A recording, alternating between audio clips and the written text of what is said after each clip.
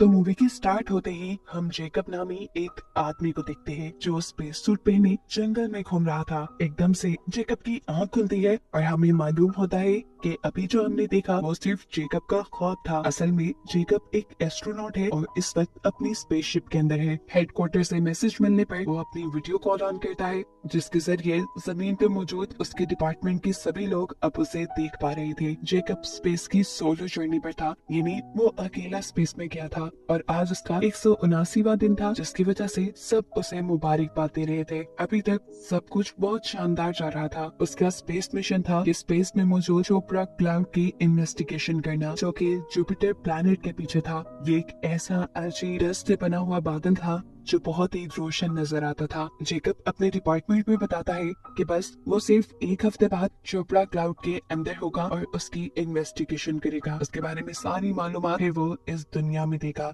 यहाँ जेकब ये call disconnect करता है। दूसरी तरफ जेकब की वाइफ उसके हेडक्वार्टर में कांटेक्ट करती है और न्यूरोस्पेस प्रोग्राम के लोगों को बताती है कि वो जेकब से अलग हो रही है। वो अब जेकब के साथ नहीं रहना चाहती क्योंकि मुश्किल वक्त में जेकब उसके साथ नहीं था। वो प्रेग्नेंट थी, लेकिन क्योंकि जेकब उसके साथ नहीं था, उसका ख्याल नहीं रख पाया, तो ऐसे में उसका बेबी पैदा होने से पहले ही मर चुका है और इसी वजह से वो अब अपने हस्बैंड को छोड़ रही है। न्यूरोस्पेस प्रोग्राम वाले ये खबर जेकब को नहीं देते क्योंकि वो अर्थ से बहुत दूर एक बहुत अहम मिशन पर था और ये खबर उसकी दिमागी हालत खराब कर सकती थी। अपनी स्पेसशिप में जेकब अभी सो रहा था कि अचानक उसकी आंख एक डरावने ख्वाब से खुली, जिसमें उसने देखा कि उसके नाक, आंख, कान के अंदर कीड़े घुस रहे थे। वो जब उठा तो उसे पता चला कि उसका ख्वाब है। वो इन ख्वाबों से तंग आ चुका था क्योंकि ऐसे डरावने ख्वाब उसे पिछले कई दिन से आ रहे थे और ये एक साइन था उसकी मेंटल हेल्थ के खराब होने का। उसकी मेंटल हेल्थ खराब होने के पीछे एक रीजन ये भी थी कि पिछले कई दिनों से उसकी वाइफ ने उससे बात करना छोड़ दी थी। वो स्पेस से जब भी अपनी वाइफ को कॉल करता, उसकी वाइफ कॉल नहीं उठाती थी और अब उसकी वाइफ ने उसे छोड़ने का फैसला कर दिया था। ये बातों से मालूम ही नहीं। अब उसे उसके हेडक्वार्टर से कॉल आती है जहाँ उसे बताया जा रहा था कि साउथ कोरिया की एक स्पेसशिप भी ऐसे ही किसी मिशन के लिए उस तक पहुँचने ही वाली होगी, लेकिन उसे अपना मिशन साउथ कोरिया के मिशन से पहले पूरा करना होगा। फिर रात हो जाती है। जेकब दोबारा सो जाता है। इस मर्तबा उसकी आंख खुली स्पेसशिप में होने वाली हलचल से। वो डर गया क्योंकि आवाज बहुत ज्यादा तेज थी।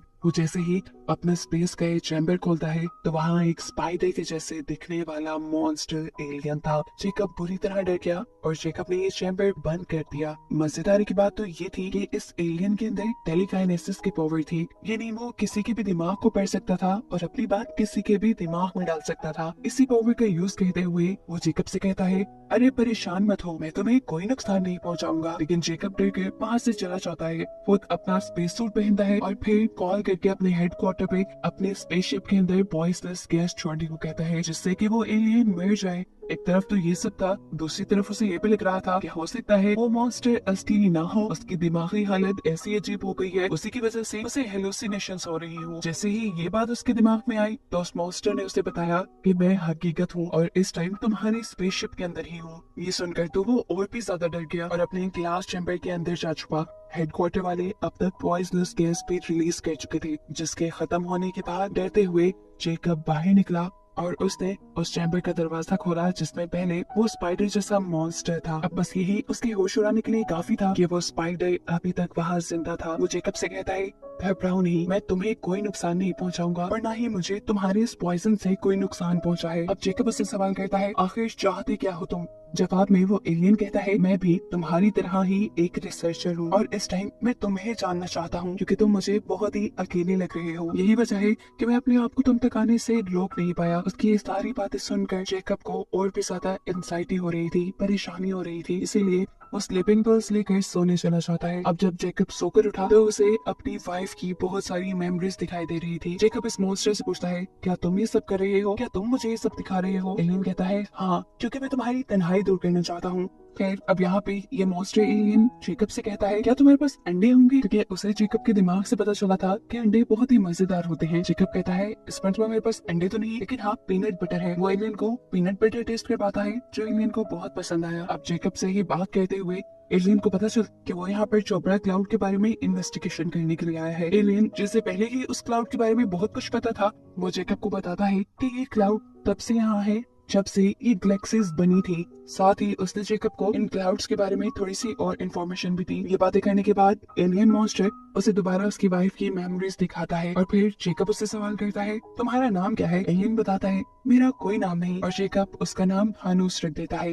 ये मॉन्स्टर हर थोड़ी देर बाद जेकब को उसकी वाइफ की मेमोरीज दिखा रहा था, जिससे अब जेकब तंग आ चुका था क्योंकि उसकी वाइफ उससे काफी टाइम से नाराज थी और ये चीज उसे हर्ट कर रही थी। बार बार उसकी याद दिलाना उसे और हर्ट कर रहा था। इसीलिए अब मॉन्स्टर उसे उसकी वाइफ के बजाय उसके डैड की मेमोरीज दिखाता है, जिसे देखकर वो और भी ज्यादा दुखी हो गया और उसने हानूस यानी एलियन को बताया कि मेरे डैड अब मर चुके हैं। अभी वो लोग ये बातें ही कर रहे थे कि उनकी स्पेसशिप के एक छोटे से ओपन चैम्बर से चोपड़ा क्लाउड का एक पार्टिकल उनकी स्पेसशिप के अंदर आ जाता है। ये देखकर जेकब बहुत खुश हुआ और उसने इस पार्टिकल को पकड़ने की कोशिश की, पर एलियन ने उसे बताया कि इन पार्टिकल्स को पकड़ा नहीं जा सकता। इनकी बातों के दौरान जेकब का स्पेसशिप के ऊपर से तो ध्यान हट ही गया था और ऐसे में वो चोपड़ा क्लाउड तेजी से उनकी स्पेसशिप की तरफ आ रहा था। स्पेसशिप बस तबाही हो जाती। जेकब बहुत ज्यादा डर चुका था, उसके हाथ पांव काम गए थे, उसे समझ नहीं आ रही थी कि क्या करे। तब वो स्पाइडर नुमा एलियन उसे गले लगकर उसे काम डाउन करता है और बताता है ये चोपड़ा क्लाउड है, बिल्कुल किसी आम बादल की तरह। चाहे ये डस्ट का बादल है, लेकिन ये तुम्हारी स्पेसशिप को कोई नुकसान नहीं पहुंचाएगा, न ही तबाह करेगा।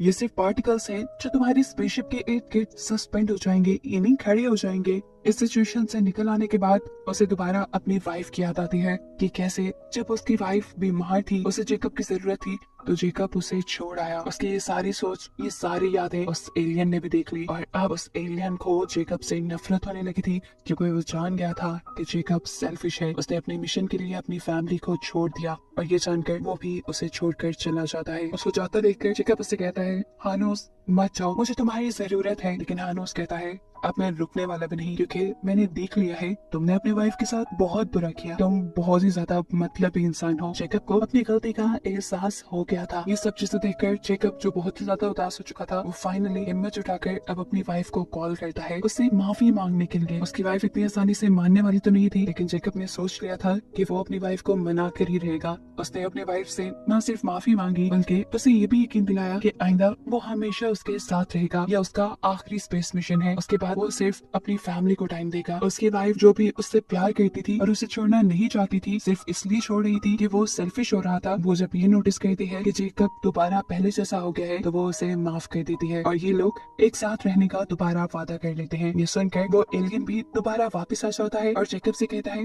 कि तुमने ये बहुत अच्छा किया कि तुमने माफी मांगी और तुम्हें गलती का एहसास हो गया। अच्छा सुनो, अब तुम आराम करो, कल तुम्हारे मिशन का बहुत इंपॉर्टेंट दिन है। कल तुम चोपड़ा क्लाउड के बड़े होल्स के दरमियान में होगे। चोपड़ा क्लाउड के बहुत सारे पार्टिकल्स अभी भी उसके इर्द गिर्द थे, जिसे वो देख पा रहा था। अब वो सो जाता है और सुबह जब उठता है तो वो पूरी तरह अपनी मिशन के लिए तैयार था। वो अपने हेडक्वार्टर से कांटेक्ट करता है, जहां उसे मालूम होता है कि अब पूरा मुल्क उसे देखना चाह रहा है। उसका ये मिशन लाइव टीवी पर ब्रॉडकास्ट होगा। वो अब चोपड़ा क्लाउड के अंदर भी चला गया था, जहाँ पूरा मुल्क उसे देख रहा था। यहाँ इन सब चीजों को देखकर जेकब ने ये कंक्लूजन निकाला कि चोपड़ा क्लाउड तब बना होगा जब सूरज के टूटने से ये गैलेक्सी बनी थी, यानी ये गैलेक्सी के बनने के बाद बचने वाले पार्टिकल्स हैं जो इतने रोशन दिखाई देते हैं। अभी वो ये बात कर ही रहा था कि पीछे से हानूस ने उसे बताया कि वो जा रहा है, जो कि उसे एक बहुत ही बुरी इन्फेक्शन है, जिस इन्फेक्शन के चलते उसके जैसे उसके सभी एलियंस दूसरे प्लैनेट्स पर मारे गए और अब वो भी मारा जाएगा। ये कहते ही वो इस स्पेसशिप से बाहर निकल गया।